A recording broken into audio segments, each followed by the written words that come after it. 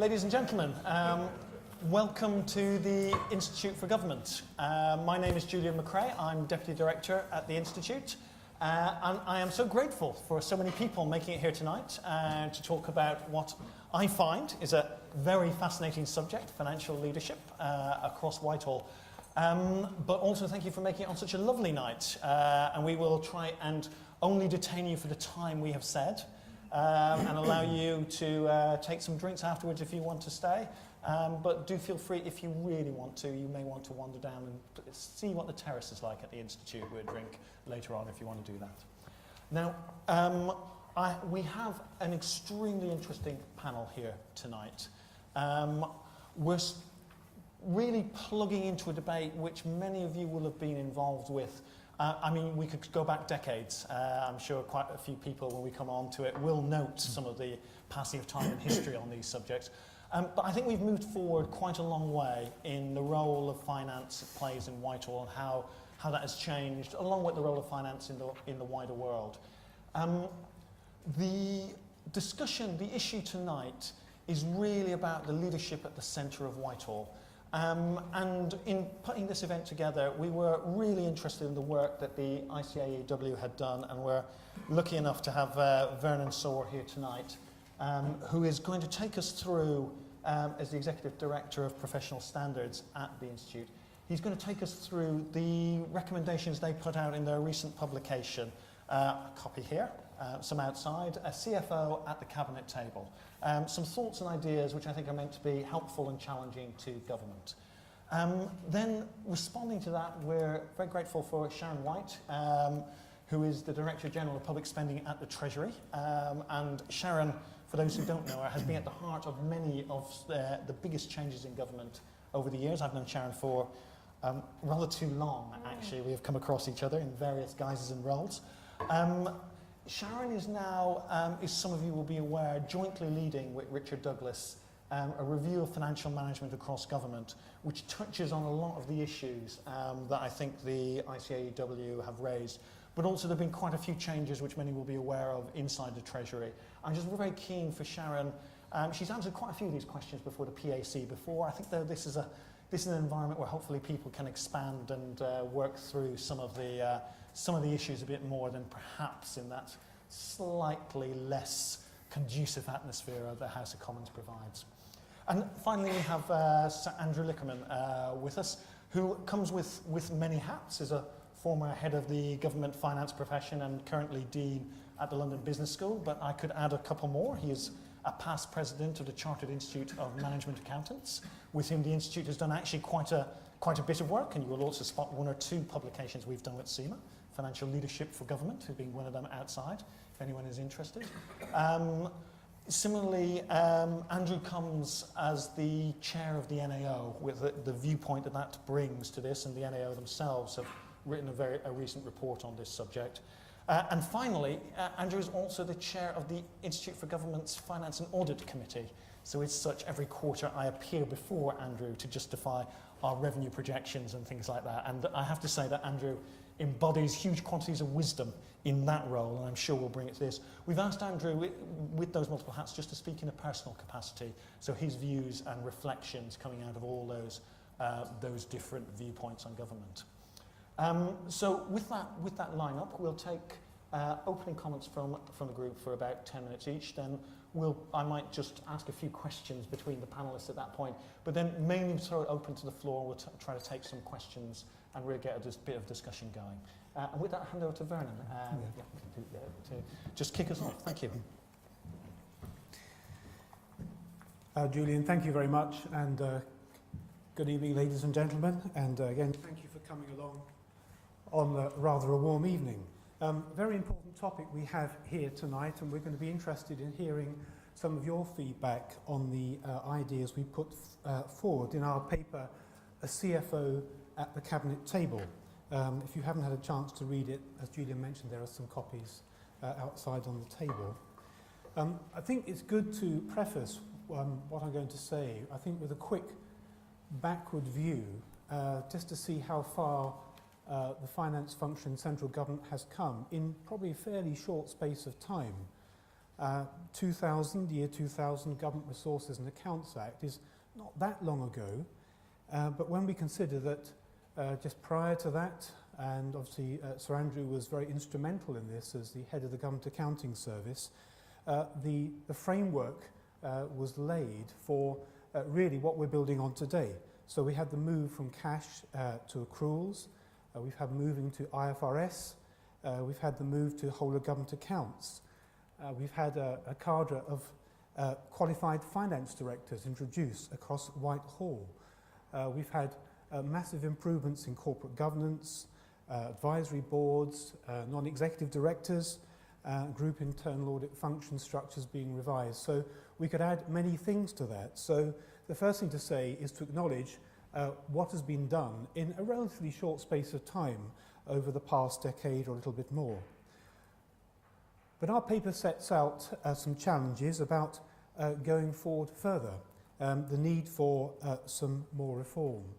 And we've got three main proposals in our paper: a more modern and joined up finance ministry, a chief financial officer reporting to the cabinet, if not literally at the cabinet table, then reporting through a senior civil servant perhaps at the cabinet table, and also thirdly to empower finance directors across Whitehall.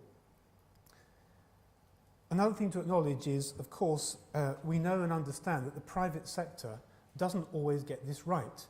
We're not here to sort of preach a counsel of perfection from the corporate sector, and I'm sure many of you could raise a few difficulties that have come from that sector in the recent past. However, I think we can still learn from the best of the corporate sector, and maybe we can also learn on occasions from the worst of the corporate sector as how not to do things. Now, we acknowledge that the public sector is different in several respects. I think when I cast my mind back to when I started my career, which was in the public sector, I think things were quite different in terms of accounting standards, auditing standards, and many other aspects, which I think have actually converged hugely over the period that we've been describing. And so perhaps in some areas there is not much difference now between the public and the corporate sectors. But we do acknowledge that there are nuances, and even more than nuances, given the political environment in which public sector financial management is delivered. But I think our key point in the paper is, regardless of the type of organisation, whether it's public, private, third sector, whatever sort of organisation you have, there's a basic need for strong financial management and strong financial discipline. Now, in the paper that was launched by the Chief Secretary quite recently, there in the foreword, there's an interesting comment where he says, "There remains scope for us to modernise our approach and sharpen our game in government, learning from the operation of the best strategic central finance functions in the corporate world." So to add a little bit of flesh to the three principles, firstly, the role of HMT, where we said in the paper that it ought perhaps to be moving more towards a modern sort of finance ministry than where it is currently. That's not to criticise what it's doing, but we think actually in terms of challenge and reform, it possibly should be heading that way. And for those of you who've had a chance to read the paper, we do make some comments about the location of the Efficiency and Reform Group, the ERG. And prospectively, if some of the recommendations that we have made end up being implemented, then perhaps there is a good case for the ERG to move from the Cabinet Office into the Treasury. The second main thrust of the paper, hence the title, is the role of the Chief Financial Officer to run the modern finance ministry, to be a strong voice at the top table, at the Cabinet table, if not actually sitting there. We understand the constitutional issues there. The reporting line we've suggested in the paper that maybe it goes up through the Permanent Secretary, through Treasury, through to the Cabinet Secretary, but there are some differences of opinion on that issue. We do believe the Chief Financial Officer should be providing authoritative and informed advice. It should be a permanent role and should be somebody who's had significant experience on perhaps the international scene, as well as perhaps from a corporate background, somebody who's used to taking responsibility and being made accountable in a very large organisation. If you had a chance to read our publication, you'll see at the end there's a job description telling where you can apply as well. It's done slightly tongue-in-cheek, but actually the bones of it are what we really do believe that this post is all about. What would a group CFO do? Well, they will be providing strategic advice to policymakers. And importantly, I think what we'd like to see is a better link between revenue spending and balance sheet management. These two things go hand in hand, and maybe one of the things we'll discuss later. Whole of government accounts has been a really good success in terms of bringing it all together. The challenge now is actually to use that information to manage the balance sheet of the UK as well as the annual spend. The last point in our paper is about empowering finance directors across government departments. You think of a group finance function. In the group you would have finance directors with a reporting line not only to their own CEO but up to the group CFO. And we're recommending that something of that model be explored within central government here. So we hope that the proposals will be taken at least seriously in terms of debate. Hopefully they will. Just a couple of things to mention. We're not suggesting that this can be done necessarily overnight. These things don't happen that quickly. So I think we've got to see this as possibly, something we move to over the medium term, how we define that, 3 years, 5 years. I think the other thing we'd like to say is, as with all our work at ICAW, this is an apolitical paper. So I think what we'd be very keen is to, if we can, to get buy-in, as it were, not only from those who are currently in government, but those who may be in government in the future. This is something we believe is of vital importance to the UK economy, giving confidence to taxpayers, confidence in the government finance function, and giving a sense of real direction and real control. So, Julian, I'll leave it there. Thank you. Thank you, Vernon. I'll pass straight on to Sharon, just to respond to that and also set out where you think the Treasury is coming from, moving to at the moment. Firstly, huge thanks for the opportunity to comment tonight. It's not very often that the Treasury gets let out of the building into the fresh air. So it's very nice to be amongst so many colleagues, but also it's a very important stakeholder community this evening. It's quite good timing, as Julian has said, on the back of the publication on the 27th of June of the review on financial management. And rather than sort of preempting where that's likely to run, what I wanted to do is just to make sort of 2 or 3 observations, hopefully to set the scene for some of the discussion. As Vernon has said, I think the last few years has represented quite good, quite solid progress. The fact that there are a number of finance directors and DGs in the room tonight who are qualified and sitting on boards, I think, as the NAO and others have recognised, I think is a real strength now across Whitehall. The whole of government accounts, which I'm currently wading through and about to sign off, I think again demonstrates the importance of what are seen as, in a sense, of routine key tools in the private sector now beginning to be imbibed and taken seriously and beginning to be more mainstream within Whitehall. Point that Vernon sort of touches on in the review, which I think is a sort of interesting one to talk through this evening, is around this sort of structural issue of the CFO, which has received an awful lot of attention, both from your report, also from the work that Julian and others have done in the IFG, also from the NAO. Because on one level, the Treasury would regard the Chancellor and alongside him the Chief Secretary as being the government's Chief Finance Officer. So when we think about who the CFO is around the cabinet table, representing the taxpayers and the financial interests for the country, I think we very much see that in his role. So I think there's a question as to what's the best sort of structure and capability of the official machinery below him. Issues around the accounting officer framework, I think again would be really good to talk through this evening. The government is not a corporate, and that is not to say that the government hasn't got very important things to learn from the corporate sector.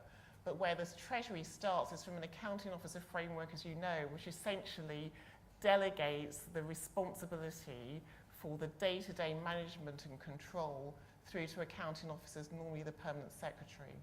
And that is, almost a sort of philosophical as well as practical difference between the corporate and the public sector world.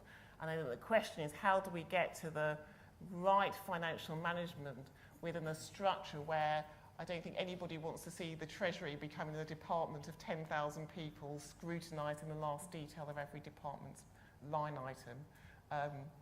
At the same time, certainly, having just come the other side of the spending round, it's clear to me that despite the progress that I think we have made in the Treasury, actually there is still quite a long way to go before I could say that we within the Treasury, let alone Whitehall, are sort of consistently excellent at financial management. And I think there are really big issues around management information.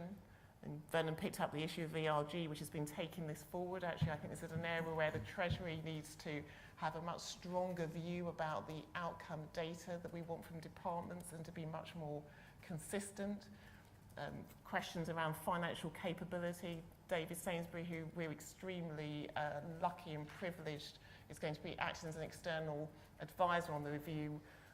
Actually, are we even clear what the baseline of financial capability is amongst departments, and how do we upgrade that, being mindful of the sort of variable geometry in Whitehall between small and larger departments, policy and delivery, complex delivery departments. Question around controls. So at the moment, as you know, the Treasury delegates a series of financial controls to the Cabinet Office for things like IT and procurement. One of the things we're very keen to look at as to how's the best way that works in order to really strengthen and autonomy in the financial management within departments. So there's a sort of whole series of I think quite fundamental issues there that we will want to work through with you and other experts, but preserving the benefits and the solidity of the accounting officer framework, whereby, as I say, for us, the CFO at the cabinet table is very much the Chancellor. Just want to say a couple of things finally about the review itself. As I say, Lord Sainsbury, we're delighted is going to be acting as an external reviewer. This is not one of those Treasury reviews where a number of officials dive away in a corner and come up with the answer we first thought of the day before publication. This is very much a review where we are keen to have a very, very involved consultation, and actually we are really at the beginning of working through how the process of the next few months will run. So I hope we can also use this evening to get some comments, feedback, both about the conclusions of the review, but also the process of involving you, departments, other real expert groups. Brilliant. Thank you, Sharon. We have the open listening Treasury for anyone who's interested, so I'm sure we will all take advantage of that. I'll hand over now to Sir Andrew just to sort of take us through his own thoughts and any responses or thoughts triggered by the earlier two. Thanks very much, Julian. I'm standing here because there's a much greater chance my papers will be in the right order while I speak, rather than sitting down there. Well, I must say this is very exciting. Full house, warm evening, government accounting. Who would have thought it? Wonderful. Well, I haven't been really involved in this area since, well, almost 9 years. I've gone off to do other things. And what I find cheerful, as Vernon was kind enough to say at the beginning, was that actually quite a lot of things have come quite a long way. And in particular, obviously, I'm very pleased at the fact that there's a much greater recognition of the role of finance professionals and the fact that they play a much more central part and are recognised as a much more central part of the way central government operates is very welcome indeed, and I'm delighted at that. And also as the role of departmental boards has evolved, then here too we've seen the role of finance directors made much more institution, if you like. And there's also, I mean, in terms of the way people think and the way people operate, I do have a sense in central government departments that people take all this much more seriously, whereas it wasn't that long ago when it wasn't taken particularly seriously. It was regarded as pretty peripheral to the way central government operated. It's not all been progress. I think a number of people have commented For example, on the use of financial information within government departments, and especially balance sheet management, I don't think there's much evidence that this has really gone as far as I and others might have hoped.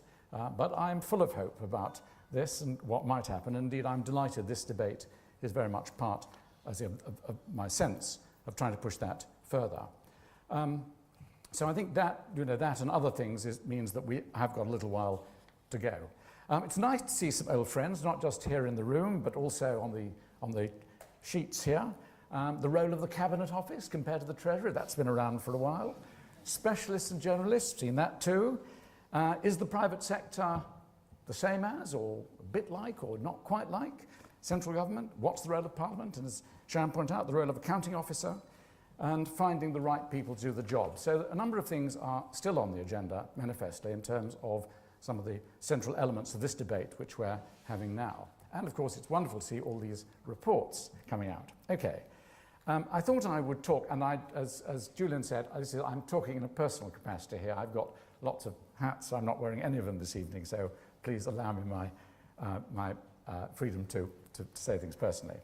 There are three sets of prescriptions. I've read the reports, and one is really about the kind of institutional framework.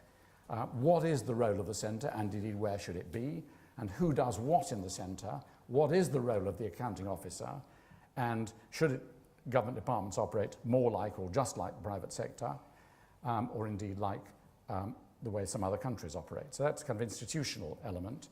Then there's about the use of information itself. There's quite a lot on that.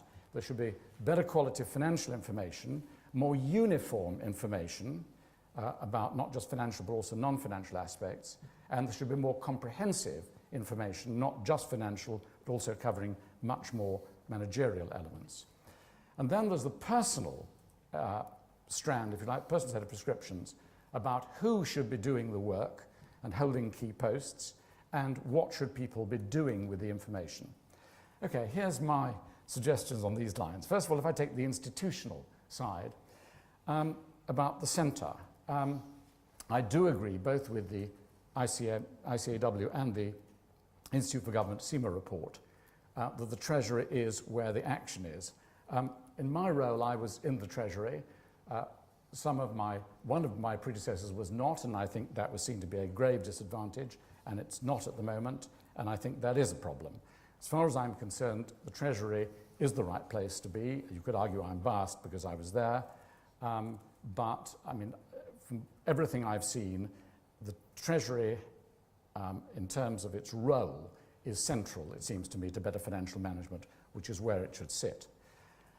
Should it be more like the private sector? And this is the very sort of the label of CFO at the cabinet table is a nice label there.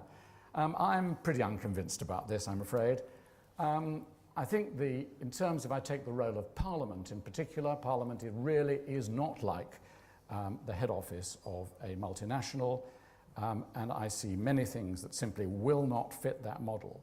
And in that sense, therefore, I'm afraid I don't agree with the idea that we should take a basic private sector model, because I don't think that if we took a private sector model, it could possibly operate itself, given the constraints associated with the role, in particular, of Parliament. And then there's the question of, should you have a series, for example, of department chief financial officers responsible to a central chief financial officer, that's to say, cutting across the conventional boundaries of chief financial officer reporting, as it were, to chief executive. And again, I am pretty doubtful about this. I think this is we've seen in many types of organizations that kind of matrix is likely to lead to some problems, and I'm unconvinced, I must say, that it is worth it in terms of cutting across the departmental responsibility tracks. I mean, of course there should be professional talks between professionals, no question about that, but I'm afraid I don't go for that either. Secondly, therefore, on the information side, should we change the focus from financial management, from financial information to management information more generally? Can't possibly disagree with that. Who could? And the change to outcomes, again, John Brown in his report on non-executive directors and his progress so far says very clearly that there should be a greater focus on outcomes, must be right, absolutely must be right. And again, the notion of having more rounded management information rather than purely financial, again, can't be contentious, that. But the question here is, what happens if it's not used by the people who receive it? And I'm afraid, I think that in some of the reports, there's a touching faith that the private sector organisations have got all this right, and management information moves magically up to the board where it's all used. And I'm afraid I don't have, I've looked at organisations in many different countries and many different industries, and I know perfectly well that management information is not always brilliantly used, and therefore I think the question of who receives the information and what they do with it is really critical to that. In terms of better quality information, again, very difficult to argue against that, but better in this sense means more relevant. And in that sense, therefore, if you have general principles, these are not, necessarily, doesn't necessarily mean that you have the same information going for each department. And indeed, if you want better information, quite a lot of it will be one-off information, not regular information. And so, for me, the question of relevance is critical here. And that brings me, therefore, to the question of uniformity. Should you have uniform financial information? I know at least some people feel pretty strongly about this. My worry here is, well, why is it uniform? Because actually, as Sharon has pointed out, I think she used the phrase variable geometry to describe different departments. If one looks at culture, media and sport compared to the DWP or the Ministry of Defence compared to health, these are very different worlds. I have had the privilege, I must say, when I was in the Treasury, I went and sat in on half a dozen departmental boards, actually watched them at work, what they were doing. And they are very different businesses. And therefore, the notion to me that one therefore wants the same information going to the management for very different businesses doesn't seem to me quite right. What you might want to do is to have common information in certain areas which you can therefore compare functions where they're reasonably comparable across government. That seems to me absolutely fine. And also you may want at the centre information which gives you an ability to make comparisons across the board, but one has to aim off therefore the fact that these are very different organisations. And so I think that the notion of uniformity here is worrying to me in terms of a lot of it is potentially redundant. That leaves us with people, and it seems to me this remains the really key element. And we can change institutions, we can change what people get, but actually if the people are exactly the same, nothing will change because they will not be able to use the information no matter how much better it is. So I do think I really applaud the fact that we've made such a lot of progress in improving financial understanding in central government. I think there's a long way to go, but that will be true, I must tell you, in the private sector as well.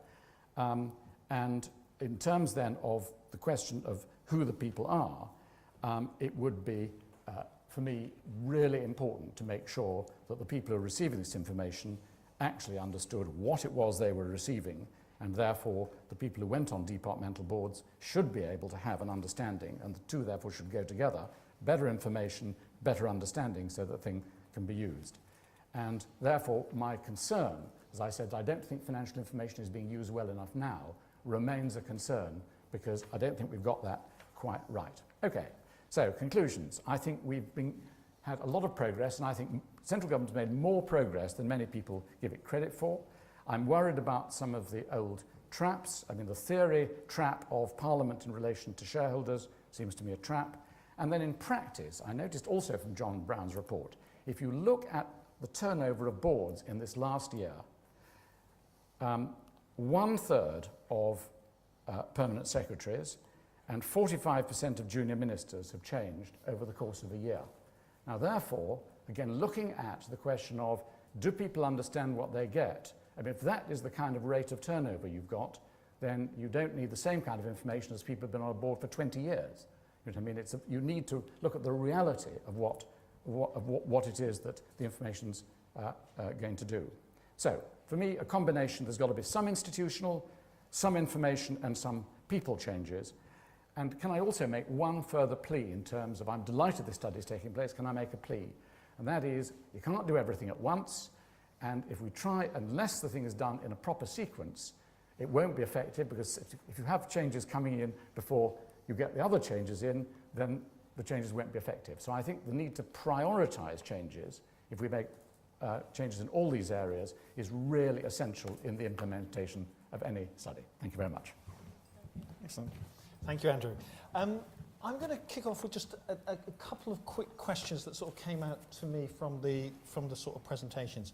I'm just kind of interested in a few sort of points. One was a philosophical point.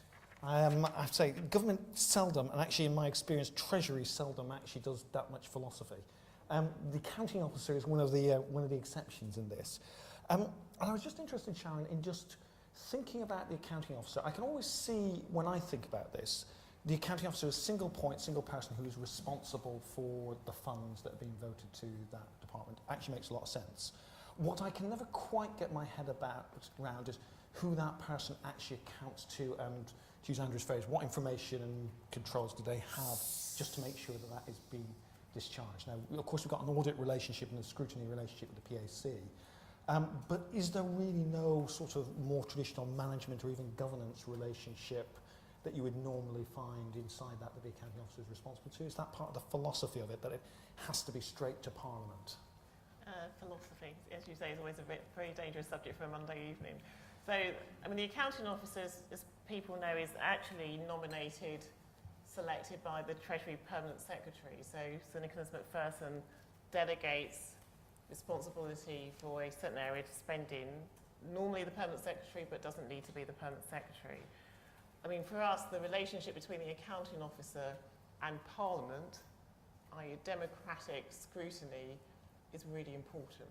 Now, clearly, within the sort of official management arrangements, the accounting officer clearly reports in either through to the Cabinet Secretary if they're Permanent Secretary for a policy department, or reports through into the head of the Home Civil Service, Bob Kerslake, if they are Permanent Secretary for a delivery department.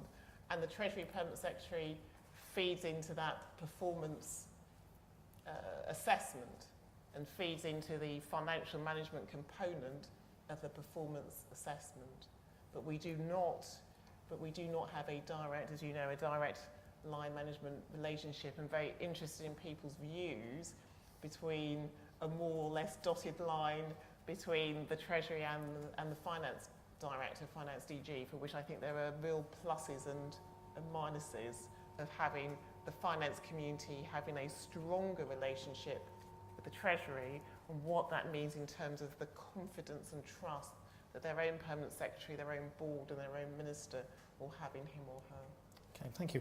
Just to pick up on that dotted line point, because I think, again, it's one of those sort of key ones, Andrew. What you came out reasonably strongly, you're saying this matrix didn't really work. Again, quite often people sort of talk about having to have that sort of tension that finance needs, an alternate reporting line, because it's got to make sure the numbers are representing accurately. They're more important they're right than that they're telling the right message out. Do you think that really we can't do that reporting line government? And if not, how would we introduce some of those tensions into government? Because quite often you see numbers appear which you think, well, they may or may not be representing what's really going on here. Well, it seems to me that, I mean, you use the word tension. I'm not quite sure why this particular tension should be there. I mean, it seems to me a recipe, for confusion rather than tension. You know, you've got two reporting lines, so what somebody to do in certain seconds, I'm not completely sure. And I don't see why it's necessary, because if it's about checks and balances, there are loads of checks and balances, probably too many checks and balances, to try and make sure that the information is what it's supposed to be. And, I mean, if there are gaps, then those gaps can be filled. But it seems to me clarity of reporting is really important. And I can't see why finance directors can't report to permanent secretaries. It seems to me a completely logical relationship. You know, in professional terms, I say there'd be maybe lots of networks to tell you what's going on. But if tension is about trying to make sure that things are done right, I don't think this is a worrying area in central government. Frankly, I think there's lots of of ways to try and make sure they're right. Okay. Vernon, I have a quick... Sharon raised what I think was actually a nightmare vision for me of a 10,000 strong treasury, line managing Whitehall piece by piece. I'm sort of wondering what your sort of thoughts are on what the kind of implications would be. So if we were looking at private sector and being aware of all the caveats that have been raised about just simply extrapolating, but what kind of size and skill would you normally find in a sort of strategic finance function in the private sector? Well, it wouldn't be 10,000, I think. I think the issue about resource and how you resource it is one, I think, probably we would actually have to leave to the Treasury itself. But I want to come back on a point from Andrew, because I think one of my difficult tasks this evening is going to make Andrew agree with anything that's in the paper.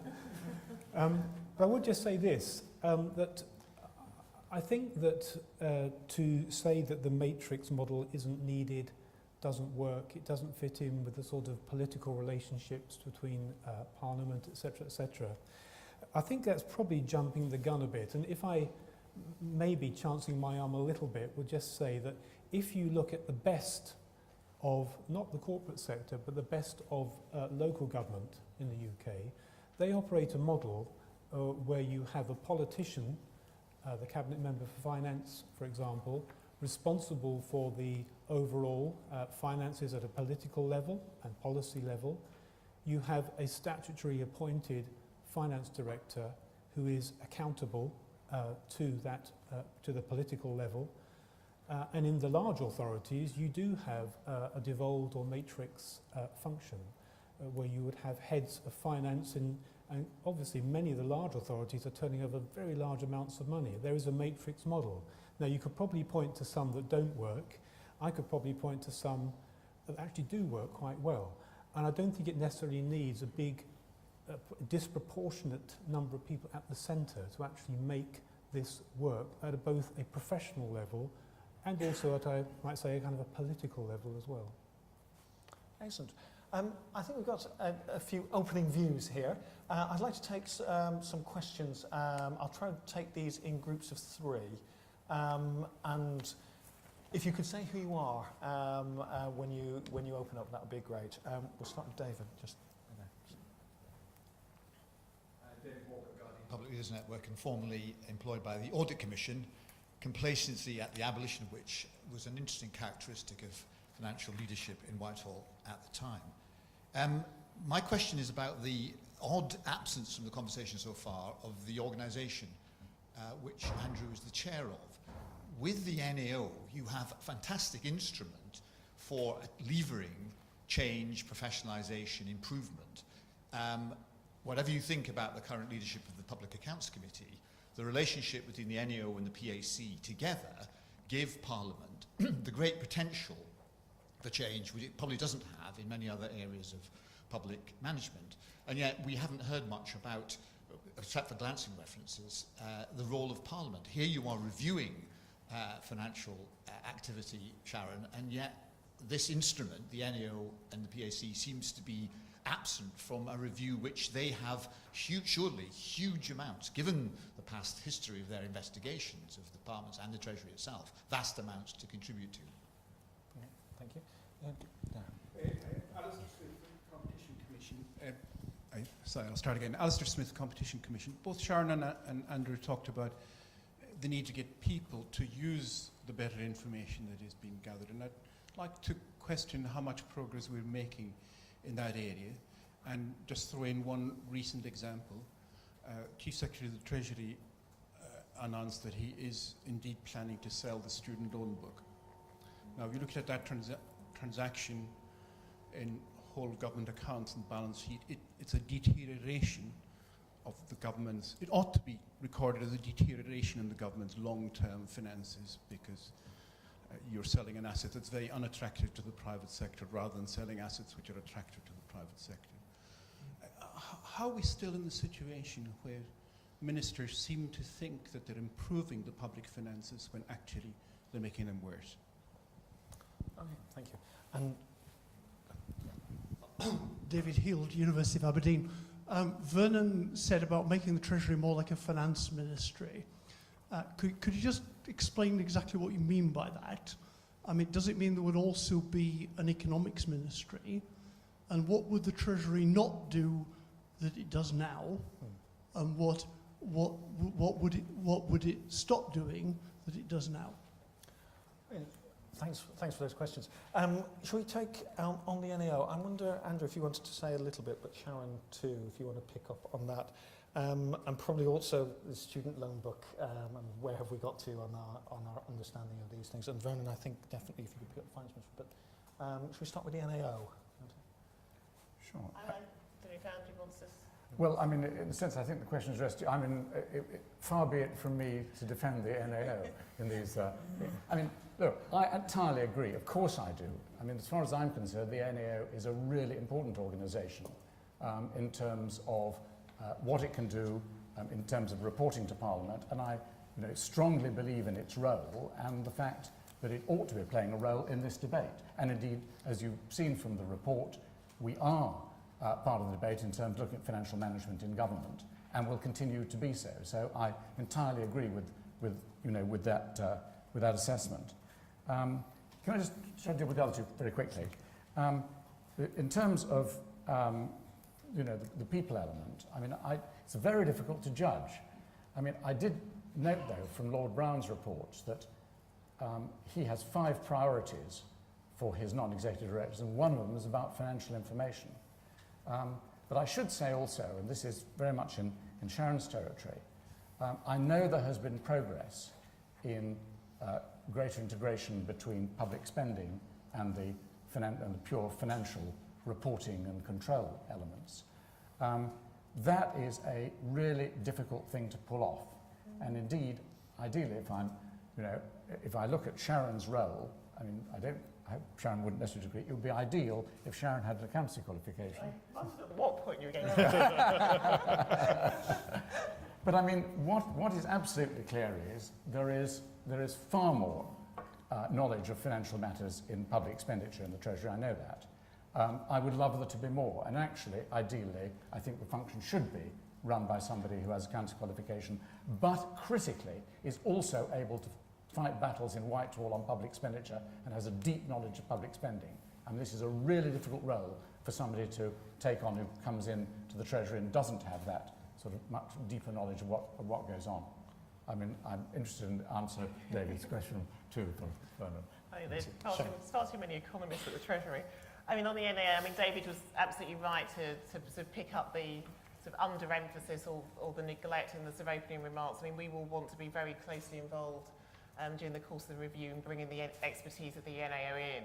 And actually, in relation to the second point, one of the things we have been trying to do, and this is a work in progress, is actually to bring together our financial expertise, sitting within our spending teams rather than in a dark, distant place of the Treasury where the sun never shines.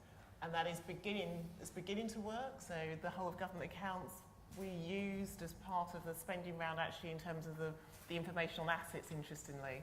But that is very much a work in progress because within the Treasury, traditionally, we've had sort of policy people, often with an economics background, working very closely with ministers, and we've often had our financial experts not very well connected, and we're bringing those together in order to create the appetite at the top levels, both official levels and within the Treasury. The Chief Secretary is very, very, very interested in this, and that will create incentives for people to begin to put the information with the priority it deserves. Vernon, do you want to outline the new finance ministry for the UK? It's obviously the question you've all been waiting for, so I'm bound to disappoint. I think part of my answer will be slightly circular, because actually what the Treasury is not perceived to be doing, and I would say that because obviously I'm not an insider, so I'd say perception from the comment that you see in the media and the more informed press, is that if you did have a chief financial officer, I think there would be a much more evident control mechanism than is currently perceived to be the case, I would say, by informed commentators. There is not, I think, the perception that once an amount has been allocated to the spending review, I say the perception because I'm not on the inside, there's not a perception that that actually is actually rigorously reviewed, and potential overspending, etc., is actually dealt with in a transparent way. A lot of things seem to come out of left field. So my first answer is slightly circular. The second thing is, I do think that what we don't see a lot of, and again it's maybe perception, but maybe it's how I understand the reporting of it, is I come back to this issue about balance sheet management. I don't see a lot of emphasis or a lot of explanation to the public about the effect of spending decisions. Now, the spending review got a lot of publicity, and quite rightly so. It's a very important process. But one thing that struck me, there was perhaps very little comment on how, for example, some of the big infrastructure projects were going to be financed, not at a hugely detailed level, but to give an idea, because actually how you finance those projects would have a very big impact on the UK balance sheet. At the moment, I don't see that you might say the Treasury is doing that. Well, if it is doing that, it will be, I think, helpful in terms of public confidence to actually see that coming out more in the open. The third thing I think a finance ministry would do, it would actually have a bigger hand in value for money. Again, I'm not clear at the moment that the sort of separation to the ERG, Cabinet Office, Treasury, as Andrew mentioned right at the beginning, I think we would say, the Treasury is where it's at, and a reformed Treasury moving to a finance ministry, I think, would have a lot more to say in terms of responsibility, but also accountability for value for money across government spending. Can I just pick up, Sharon, on one thing that sort of Vernon mentioned there? My former colleagues from the IFS got very grumpy just after the spending review, because they couldn't actually match any of the numbers for 2014 that were in the budget, 14-15 in the budget, to the numbers that were in the spending review 3 months later. And sort of Vernon touched on that sort of perception that maybe there's something going on underneath the figures and we're not sort of on top of it. I mean, is there anything that any of this debate about greater financial skills would actually bring to that? Or is that something that's just endemic in the difficulty or the political nature of government, top-level government finance numbers? I think there are two different things. I think, if I've understood correctly, I thought the point that Vernon was making was a perception that the Treasury was quite good at making the sort of strategic spending choices, the allocations, and then less good and less focused and less detailed in terms of the scrutiny of how the in-year spending was actually managed.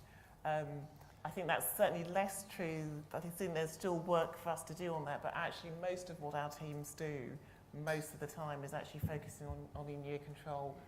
There's definitely more progress to be made, but we have a spending review once or twice a Parliament.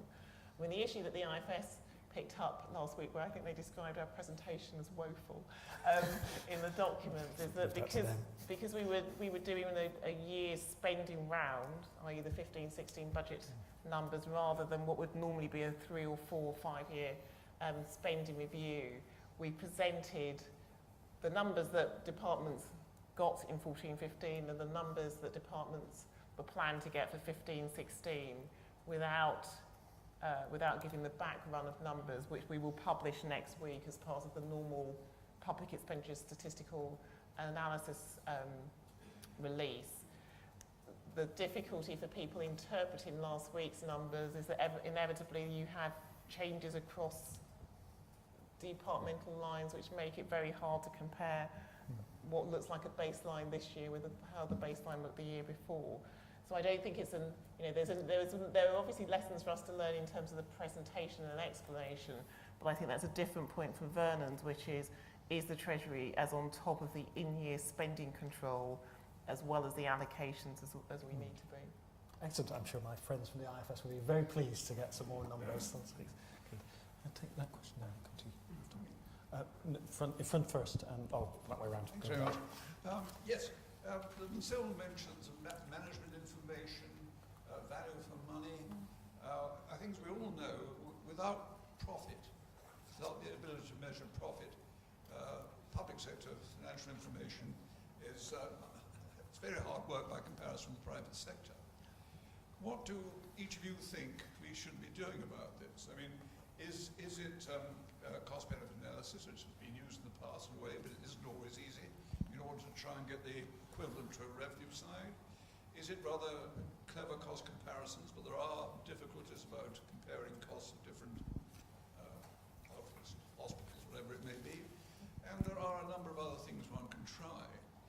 And related, very quick question too, impact assessments. Now, so many things require impact assessments, which in a sense require financial data, require financial management, and yet quite a lot of things are significant. There are new laws, there are new projects, new organisation, and yet we all know that most of these impact assessments are pretty good rubbish, or that's maybe slightly overdoing, but not much.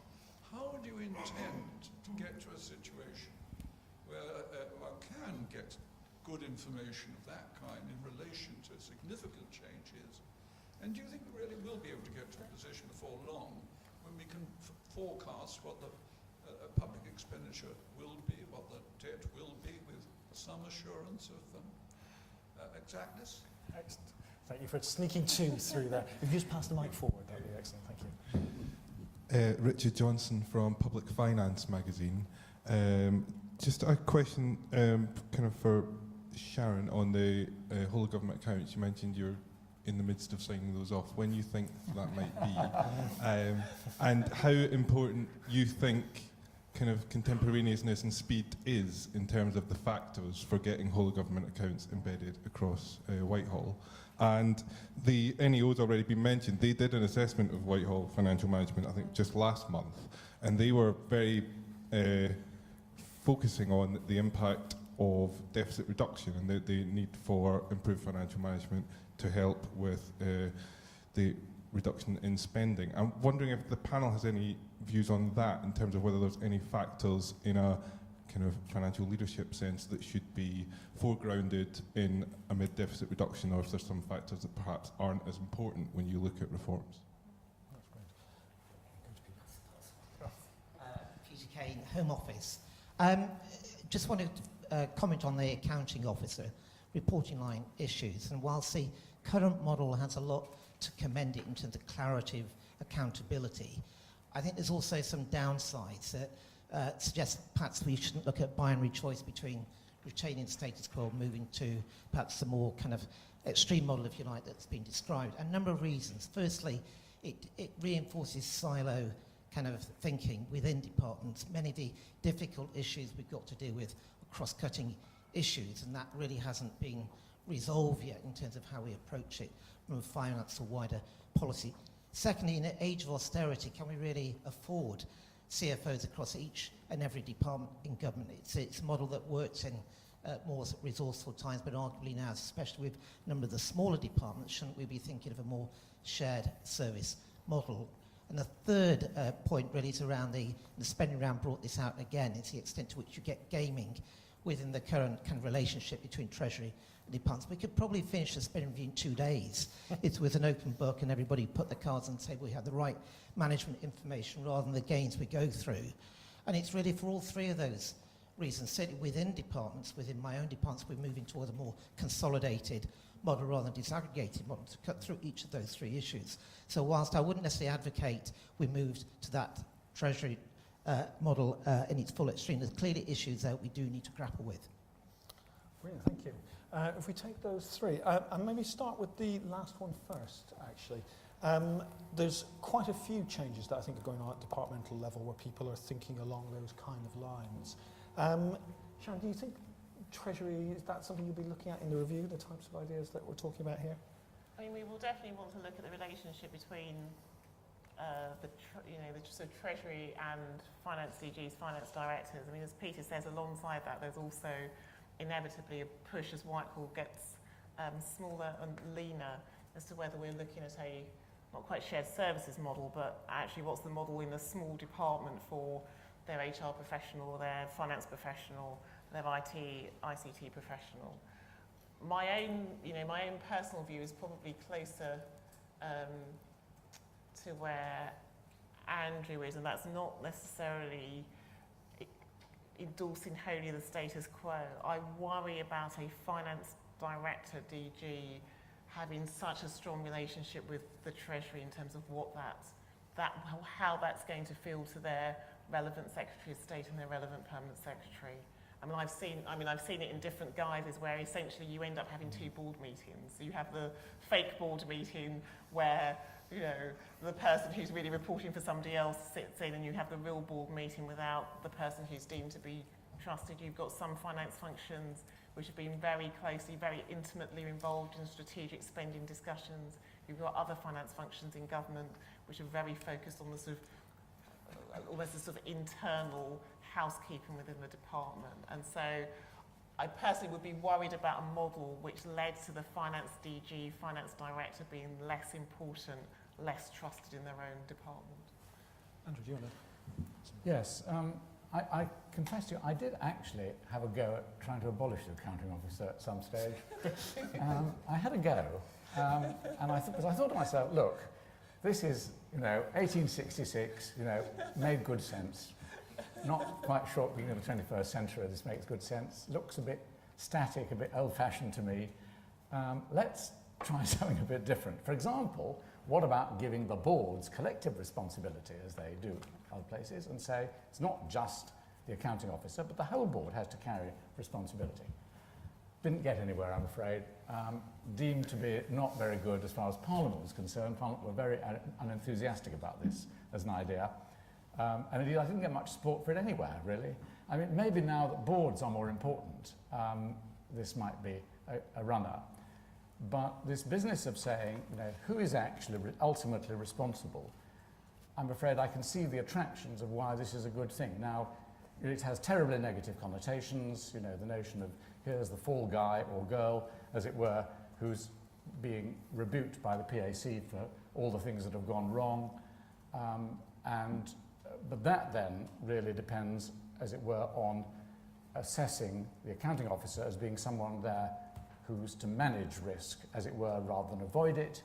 And so I'm convinced that actually you do need an accounting officer, but that you need to be thinking about risk management rather than risk avoidance in order to make the role a more positive one as far as central government's concerned. So that would be my response. Okay. Vernon, do you want to come back on this one?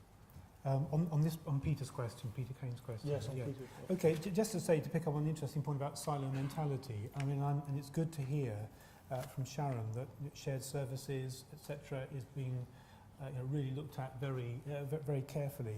I think one of the things that I would say, just as maybe as an interested observer or taxpayer, is where is the push for more of it coming from? Because, interesting, if you look in other parts of the public sector, where they too have undergone huge reductions in their revenue allocation, you've got very large independent local authorities coming together to contract services from one provider.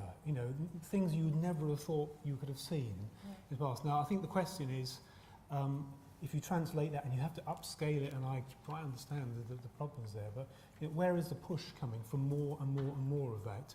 I would say that if you are in a corporate function, the CFO will be pressing very hard across the entire group to make sure that value for money, making sure that cost base is under control would be a key feature of the business environment. So it's just a question really as to where the push comes from under the current system for more of that. Does anyone want to pick up Christopher's point about profit? Well, can I just? I had the pleasure of reading Christopher's book when I was at university. It was part of my course, so I feel he deserves an answer to this question, since I wasn't able to give one at the time. So, what's 50 years between friends? I think, of course, I believe there is a role for cost-benefit analysis and for, really the kind of analysis that is fit for the purpose relevant to the question you're dealing with. It's difficult to say no, one shouldn't have such a thing because, of course, in certain senses one needs them. But I'm quite cautious about prescribing in the way that I explained before that everybody should do something, because my assessment is that departments need different kinds of things. They all have certain elements in common to with basic financial management. But I'm cautious about a more universal prescription, except for similar kinds of projects, for example, of which this would be a very good example. Excellent. And I think you have a very specific question, Sharon, on the sign-up date for the time is that we're hoping before recess with a fair wind. And as people might have, we got out the WGA last time around 19 months after the end of the financial year, and this year we're hoping for 15 months after the end of the financial year, and we hope to get that to within 9 months. But we're slightly victim of the input data we get, including from other government departments and other bits of the public sector. But hopefully we'll be a few months ahead of ourselves compared to last year. Julie, could I just make one comment on Christopher's question about management information? Just to say that obviously the importance of management information is vital in the corporate sector, where you mentioned the profit factor. But actually it is absolutely equally vital in every organisation. So whether you're aiming to break even or to make a small budgeted surplus, on a revenue basis, it doesn't matter what part of the business world you're in, it has to be that. And of course, many parts of the public sector do have to make a commercial return on the use of their assets. Can I make a very quick response there? Because I think there is a real danger, to my mind, where you make the financial information superb and have all sorts of people looking after it. Nobody is actually in detail trying to analyse when particular issues come up, particularly in laws, reorganisation of NHS, what the case for it is. So you may actually make things slightly worse in one sense, at the same time as another you're making better. I'm conscious of the people behind you looking to get in, so we might return to some of that as we run forward, but I think we'll move on to another round of questions. Let's take that one there. David Veery, lead non-exec at the DCMS. I'm listening to this with some fascination because I'm right in the middle of all of the problems that you're discussing, and I don't have a particular question which will probably bore you all, but I'll just make a few observations. First of all, the notion that there are only 17 accounting officers is of course rubbish. There are hundreds of accounting officers, and they all have their particular responsibilities that you are referring to. That doesn't feel like a very efficient system. And then you have to ask the question, well, what is the purpose? Why are we here? Why are we discussing this? Well, the fact is, it isn't hugely efficient. There are problems. It is not easy to get things done through the current system. So there is then this debate about should it be corporate or should it be 1866? The fact is that it probably should be neither. It should try and evolve towards its own model. And what we should struggle towards is not, on the one hand, Sharon, with greatest respect, saying you're going to have a finance ministry of 10,000 people, because on the other hand, the amount of pressure there is on departments to produce financial information, a lot of which is of no use to anybody, means that the pressure is on people to have more people to provide not terribly useful information sitting within the department. So there is a sort of, in a sense, a false trade-off there. The shared services model, I think, does have some real applications, particularly in some functional management, HR, pensions, those sorts of issues, and I think there's a lot of commonality that I have seen across government in those issues. There is very little commonality in the so-called clear line of sight accounting, for instance, at the DCMS, where you're trying to compare the British Museum with a sports agency. It is unhelpful. So what I would pray upon you all is to leave aside 1866 and leave aside the sort of strict corporate model, and let's find a way, and a series of ways, and it will take time, but we have to get on with it, to make the process more efficient. Thank you. Excellent. Thank you. David at the front. I've just got a question for Andrew Likierman, because Andrew, you made the suggestion that there was this kind of thing called matrix organisation, which was pretty flaky. Actually, what it seems to me we're talking about is what is probably absolutely standard practice in large multi-divisional company in which there's a finance director in each division who has indeed dual responsibility to the finance director for the technical aspects of his job and a line responsibility to the line manager in terms of the control of costs within those technical parameters. And this isn't a kind of modern fashion. This is something that has existed probably since the beginning of the 19th century in America and is absolutely standard practice. I can't see any reason why that can't apply in a government situation. I can see enormous reasons why it should. One of which might be to get away from what we briefly heard here, in which it's not considered as one set of government accounts, and that having open book is referred to as a kind of enormous breakthrough. I think the idea that the divisions have their own accounts, which are not on a similar basis and known to the Treasury, is absolutely absurd. Open book is what it should basically be and always be. Thank you.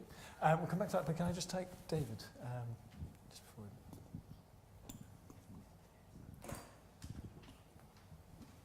So, David Allen, Director of Finance at BIS. Just to build on that last point, really, actually. Sort of three quick sort of interrelated points.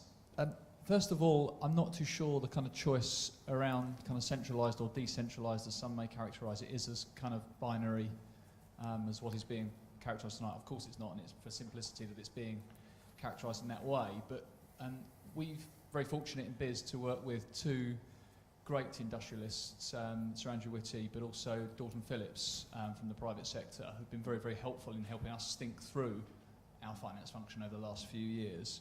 And they would point to the having a qualified finance director or having qualified finance professionals not as the quality of the exam, but actually the professional bit.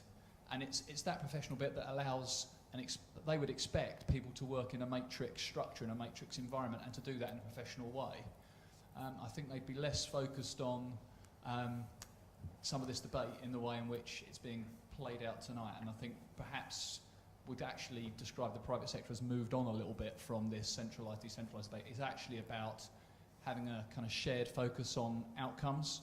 And I think what I see, particularly when I look at colleagues across Whitehall, is where the public sector gets the best outcomes is where they have a collective sense of people working together on something. And I think there's a risk that we could focus a lot on the internal debate of how should a finance team be organised and not enough on actually which is particularly important in the current context. The last quick point I would make as a footnote to that is just, I also think there's a risk of thinking about this as a bilateral debate between the Treasury and the Principal Accounting Officer. And I just wonder whether we're making enough of actually incentivising departments to work together on collective missions. We're actually working closely with some of the departments actually in the room today.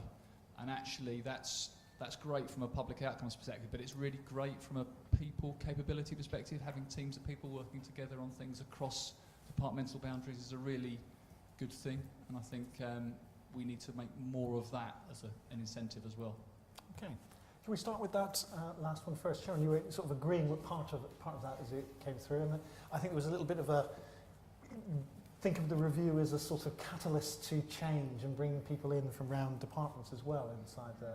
I'm not sure it was a question from David. I mean, I agree completely with your comment. Okay. Definitely a sort of direct question from David to Andrew. Do you want to sure. pick that one up? David, I think you're right to chide me on my rather sweeping dismissal of matrix. No, I agree with that. Now, on reflection, I think I was too strong. But matrices always do worry me because of the question of muddying responsibility. I mean, you've quoted cases where these work well, where there's a clear relationship, where, as it were, professionally, it can work as well as organisationally, and that's fine. I agree with that. But, I mean, I've seen too many examples of responsibilities being unclear as a result of multiple lines going to places and dots, as well as straight lines, solid lines going to places. But I say, I agree that I was a bit strong on that. But can I go back? I mean, I think your central point there was not really about that, but about the question of, therefore, the applicability of the model. And I remain very concerned about that. And Sharon, I mean, gave another reason as to why. In terms of the question of, as it were, the loyalty of the CFO, if the CFO is seen as being a kind of treasury, you know, I don't know what that word is, narc or something, somebody who, you know, is not actually wholeheartedly in the department, I would find that quite a worrying set of relationships to set up institutionally. And for me, it is, if I had a trade-off between, you know, having a strong dotted line as opposed to a dotted line, I would think the downsides of it are greater than the upsides. So, I mean, I on balance, I'm not with that one. This is in the context, I think you're talking of what is perhaps the profoundest difficulty in British government, which is it's not seen as one organisation. Yeah, that's true. It's seen as a whole Absolutely. series of departments fighting each other, of which the Treasury is one. Yeah. It seems to, and which having your own accounting information, which you then reveal to the other side, is part of the way you operate. But as a way of trying to achieve efficiency, that seems to me, it's just totally counter to what efficient government running a thing would be seen in any other kind of organisation. You've been a minister. I've merely been an official. So from my perspective, it looks to me like, you know, a worrying recipe is all I can say. Excellent. Vernon, did you have anything you wanted to come in on this, or perhaps picking up on some of David's points? I think just one point just to make is that in terms of the confidence of the taxpayer and the public looking in on this debate, I mean, if some of central government departments were listed, they'd be in the FTSE 100 and probably in the FTSE 20. And I think we've just got to keep asking ourselves the question, is the way things are currently done the kind of level of financial management administration you'd expect if you were a shareholder of a FTSE 20 company? And I think that because we are all human beings, we make mistakes. There will be mistakes, and there are mistakes in corporate. So, as I said right at the beginning, I'm not here to kind of preach accounts to perfection. But I think that, you know, some of the recent problems, if I put it in that way, with cost-benefit analyses and other issues that have come to the fore. I mean, if you were running a listed FTSE 20 and you had that sort of thing going on, I mean, it would just be, there'll be wholesale, you know, whatever. And I just think we just need to think from the perspective of, you know, the taxpayer. How can we give the confidence that taxpayers need that these massive amounts of money, which are there for the public benefit, are being spent in the best possible way? And I'm sorry to make a kind of a macro point that probably avoids a lot of the micro, but I do think, you know, some of the things that happen don't reflect well on the many people who work, I'm sure, very, very hard in finance functions within cross-government departments. And okay, it's the 1% maybe that goes wrong that, you know, colours everything else. But I do think when you think about public confidence, you know, in how this is actually being run. Okay, excellent. Can I just go to Ian there? Sorry. Ian Carruthers from SIPFA. I can see Andrew looking at me. Having led whole of government accounts for a number of years, I resist the temptation to ask Sharon another question about that.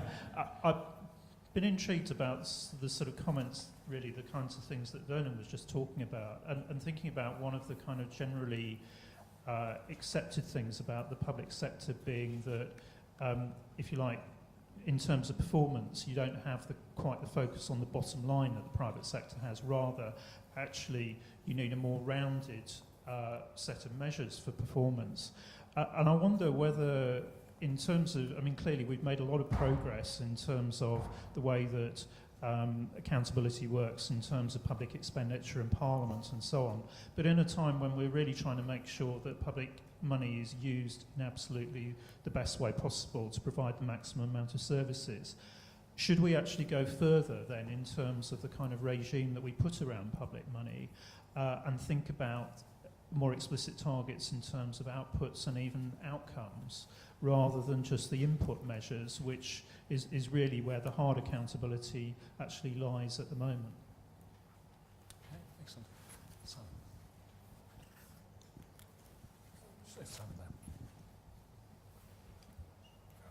Thank you, Simon Judge, Department for Education. One comment on simplicity, really. I mean, picking up David Leary's point on clear line of sight, I think if we'd been taking that decision now in the midst of austerity, we wouldn't be doing it. And really just a plea to look through this review at the complexity of the system we're trying to operate. We have the same issues as DCMS, but on a frankly industrial scale. We're spending millions of pounds on an activity that we think is really very little use. I think there are some opportunities through this review.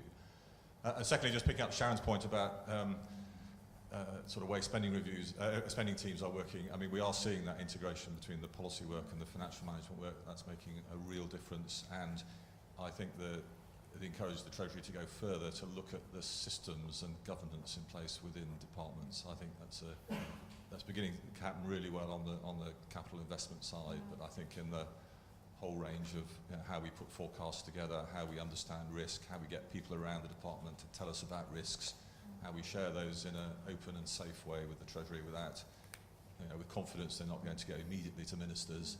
All those sorts of issues, some really good progress, but go further through this review. And I think that will deal with quite a lot of some of the sort of sharing and transparency issues that we've talked about.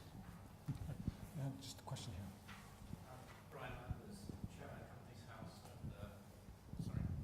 Brian Landers, various hats, Chairman of Companies House and the Audit Commission Board and a couple of other things. It strikes me that the central thesis of what everybody's talking about is improving financial leadership in Whitehall by improving the quality of the finance function. Is it not also the case that a lot of the problem with finance in Whitehall is the degree of financial literacy outside the finance department, and that really there's something about very influential people in private offices, SPADs and so on, that there is a role for the finance function in the centre of government to actually do something about that area? Okay. Can I take that last question first again, sort of reversing the order? But it is something that's kind of often struck me that you can have some very interesting discussions about finance inside government, but actually in most of my time dealing with the political side of government, it was never mentioned at all. It wasn't so much that they didn't care about it, they didn't understand it in any way. Is there anything that people want to pick up on how a review of finance can be built into the wider financial management, financial literacy, both in the civil service but also in the political side? I mean, I personally think this is really, really critical because within the civil service, where do you take your incentives and your signals from? It's very much the people at the top of the organisation, which is why in the Treasury, although it's been quite controversial, we have tried to focus on increasing the financial literacy of our policy staff, as well as sitting them alongside our financial experts. I mean, taking Julian's point, ministers do care when things go wrong. So actually some of the biggest issues we've had in terms of our forecasting, although actually public spending is on track and we're underspending on the resource side, some of the biggest issues haven't been to do with reforms which have unravelled, they've been to do with financial risk. And that's partly been because things have popped out of the air, but partly it's been because we just haven't had the sort of technical expertise or the feel or the graphs to understand when something bad is going wrong. But actually ministers have been very, very focused on financial risk. They may not use the term, and this may be partly a language and a translation issue, but they certainly care about the result. Just while I have the floor, I want to pick up the issue about targets, which I think is a really, really interesting question, which gets into obviously the area of management information. And we've obviously moved away from the PSA, the Public Services Agreement framework, quite explicitly and quite deliberately in order to put more discretion, more freedom at a time of constraint amongst those delivering public services. So we will be very interested, I think, as part of the review and the focus on management information, actually as to where people feel the pendulum should now be, having moved from a very sort of centralised 35 PSAs for the whole of the public sector to a system which is much more focused on giving the delivery side much more freedom and much more discretion. Yeah, I mean, in terms of literacy outside the finance department, you're not going to get me voting against better financial education. No, I think that's a very, very important point, but I think Sharon's word incentive is really the crucial element here. People have lots and lots of things to do, so why would they really get interested in this? It's because it's really important, and it matters whether they understand what is going on or not. And that, I think, is really the key element here. I'd love to see more financial literacy in the public sector, and indeed in the private sector. As we both know, there's not enough of that. I think this is a very important element indeed. But I haven't got an easy answer, not least because, going back to Simon's point, resources are constrained. It's very difficult to say, so how do we justify this on a very wide scale? But very good point. Can I also just applaud the notion of going back to outcomes and outputs? Of course we've got to have them. Of course we've got to have them. And we know that it's hugely more difficult than input measurement, which ultimately is what so many people fall back on. Anything can be done to push that forward, I can only say is great. Yes, well, Jen, as with Andrew and Sharon, to generally agree about financial literacy outside of the immediate finance department. I expect many of us here have had the unenviable task of trying to commend this in various organisations.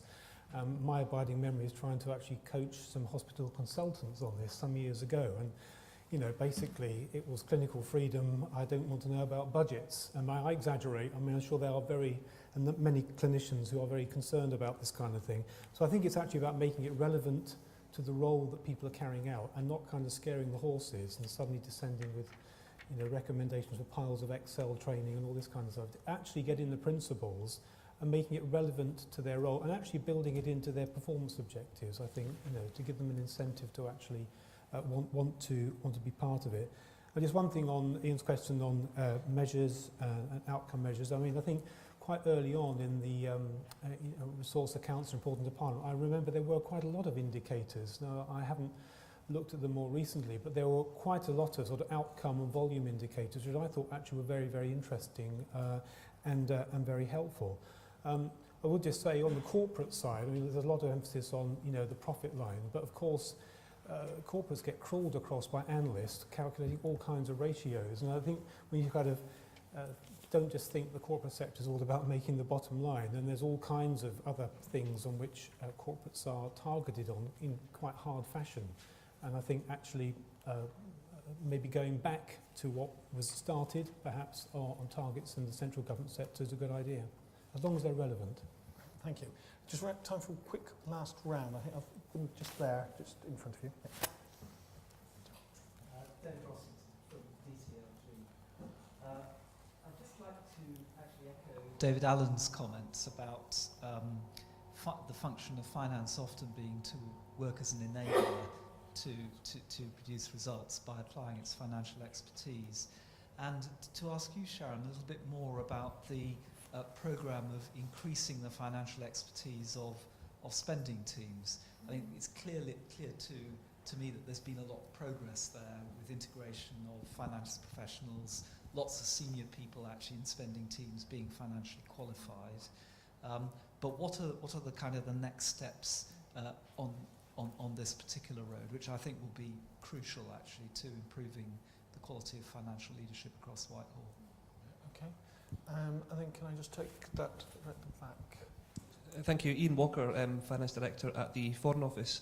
I guess for me part of the clue is in the title about leadership, and it's a singular concept as opposed to plural. And I think if the challenge of leadership is to let other people lead, my perhaps question would be, do our current arrangements actually enable finance directors and DG Finances really kind of apply some of the rules around good financial management that we are looking to extol? And I think there's been a few good examples already about the role of spending teams, the role of ERG, increasingly the role of the government finance profession, which seeks to knit those things together, and increasingly the NAO, who apply perhaps a slightly more rigorous, shall we say, application of some of the financial reporting standards than we would see elsewhere. So a fourth kind of dynamic to that. So I guess in summary, my question is, if leadership is about enabling others, then I'm kind of keen that we keep focusing on the future state rather than some of the structural questions which have dominated some of the discussion today, which I think are more about the means as opposed to the ends. Okay, thank you. Let's go.